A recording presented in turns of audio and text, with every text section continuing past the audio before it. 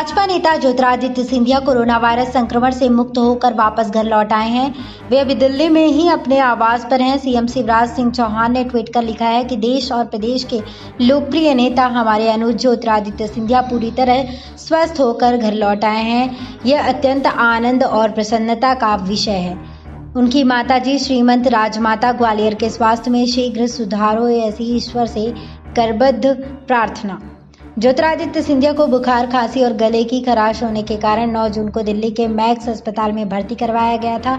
इसके बाद जांच में ज्योतिरादित्य और उनकी मां माधवी राजे सिंधिया की रिपोर्ट कोरोना पॉजिटिव आई थी, जिसके बाद से ही दोनों का इलाज चल रहा था। इसके बाद परिवार के अन्य सदस्यों की जांच की गई, जिसमें रिपोर्ट निगेटिव आई थी।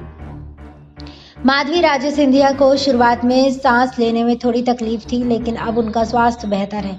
भाजपा की ओर से राज्यसभा चुनाव के लिए नामांकन भरने के बाद ज्योतिरादित्य सिंधिया भोपाल से दिल्ली चले गए थे। इसके बाद वे लॉकडाउन के दौरान दिल्ली में ही थे। लॉकडाउन में छूट मिलने के बाद ग्वालियर में उनके क्षेत्र में समर्थक उनके आने की प्रतीक्षा में थे।